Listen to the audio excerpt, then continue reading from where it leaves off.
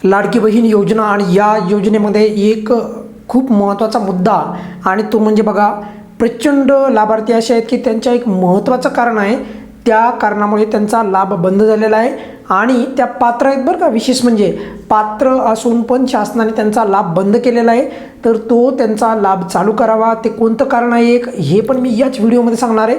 पण हा व्हिडिओ मी का बनवतो आहे की ते एक कारण जे मला अजिबात आवडलेलं नाही आणि त्या कारणानिमित्त मी तुम्हाला त्या या व्हिडिओमध्ये सांगणारच आहे। पण त्या कारणामुळे बघा पात्र असून देखील लाडकी बहीण लाभापासून वंचित राहत आहे। त्यामुळे या एका कारणामुळे लाभ बंद झाला किंवा पात्र असून पण लाभ बंद आहे, सध्या कोणत्याही पद्धतीने 1 रुपया पण मिळत नाही सध्या योजनेचा।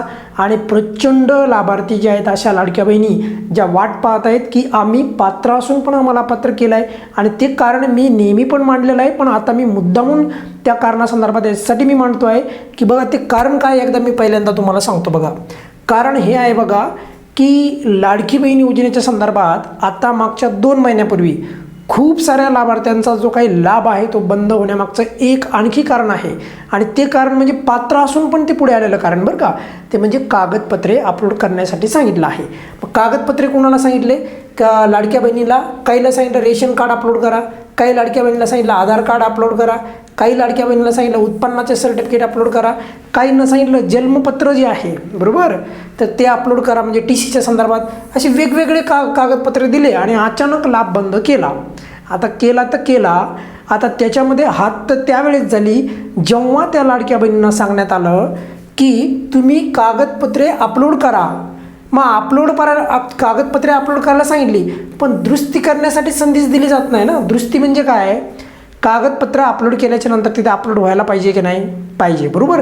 आणि त्यामुळेच मी सांगतोय हे एक असं कारण आहे की ज्यामुळे लाभ बंद होतो आहे, पात्र असून पण लाभ मिळत नाही।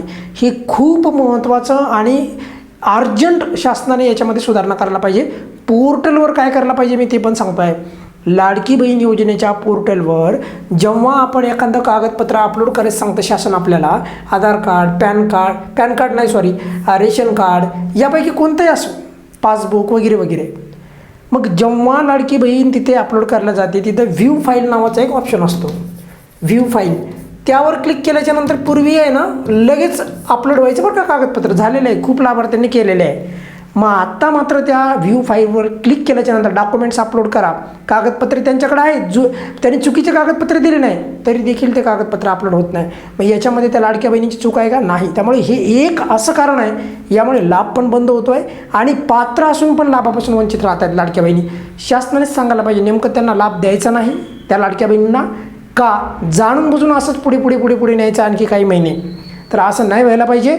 लाभार्थ्यांच्या बाजूने शासनाने हा काहीतरी चांगला सकारात्मक निर्णय घ्यावा आणि लवकरात लवकर जे आहे कागदपत्रे अपलोड करण्यासंदर्भात तात्काळ पोर्टलवर काही सूचना देऊन राज्याच्या महिला बालविकास मंत्री अदितीताई तटकरे यांनी पण लवकर सूचना देऊन त्या पोर्टलवर सुधारणा करावी।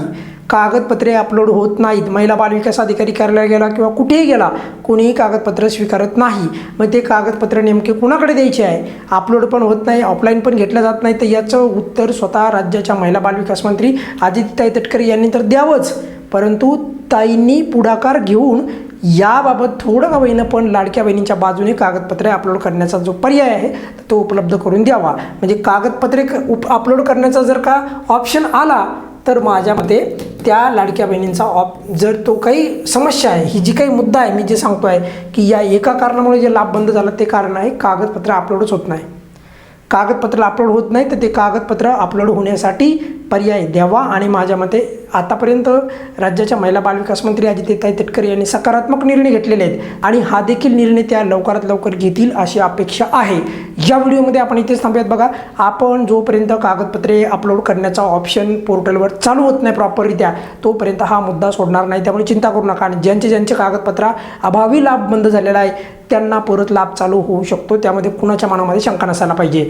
या व्हिडिओमध्ये आपण इथेच थांबूयात। बघा काही अडचण असेल तर नेहमीप्रमाणे कमेंट्समध्ये विचारू शकता। धन्यवाद।